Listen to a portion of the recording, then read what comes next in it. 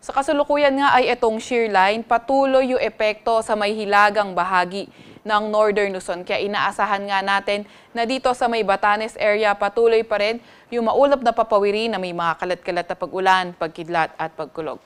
Samantalang trough extension ng low pressure area, yung nakakapagdala ng mga paulan dito sa may Caraga at Davao region. Itong mga paulan na to may mga kasamang kidlat at pati na rin mga malalakas na hangin, pati mga pagkulog. Sa areas na nabanggit natin, dahil cloudy, maulan yung inaasahan nating panahon, ingat pa rin sa posibleng pagbaha at pagguho ng lupa kapag may mga katamtaman hanggang sa mga paminsan-minsan malalakas na pag-ulan.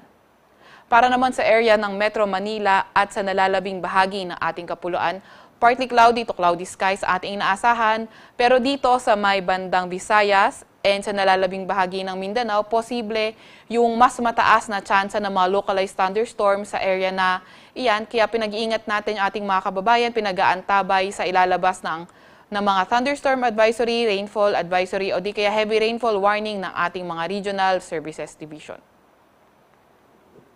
Para naman sa lagay ng panahon bukas, sinaasahan natin na dito sa may Batanes and Cagayan area, posible pa rin patuloy yung maulap na papawiri na may mga kalat-kalat na pag-ulan, pagkidlat at pagkulog, dala pa rin yan ng shear line.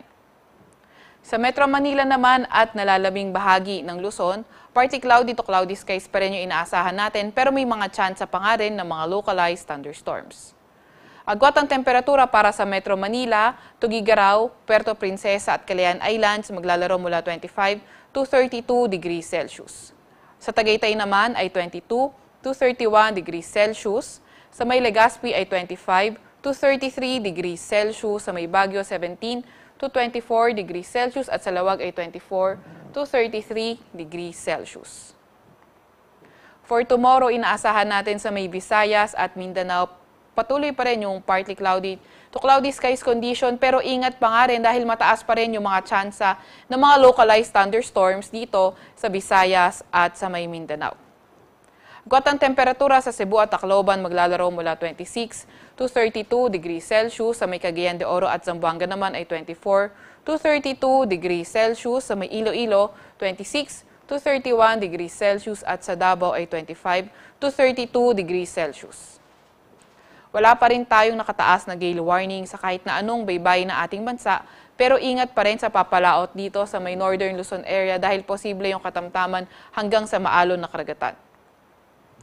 Para naman sa 3-day weather outlook ng mga pangunahing syudad natin, sa Metro Manila, Baguio City, pati na rin sa may Legazpi City, inaasahan natin na patuloy partly cloudy to cloudy skies condition na may mga tsansa lamang ng mga localized thunderstorms, lalo na tuwing hapon at gabi. Agwat ang temperatura sa Metro Manila maglalaro mula 25 to 32 degrees Celsius. Sa Baguio City naman ay 16 to 25 degrees Celsius. Sa Legazpi ay 24 to 33 degrees Celsius. Pagdating naman sa Cebu, inaasahan natin patuloy partly cloudy to cloudy skies condition na may mga tsansa ng mga localized thunderstorm until Tuesday.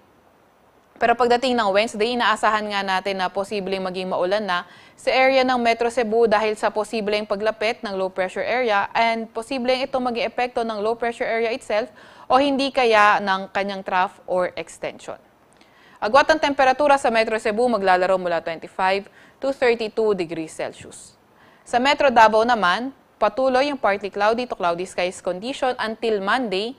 Pero pagdating ng Tuesday and Wednesday, maulan na yung condition na inaasahan natin. Hindi lang sa Metro Davao area, pati na rin sa may silangang bahagi ng Visayas at Mindanao.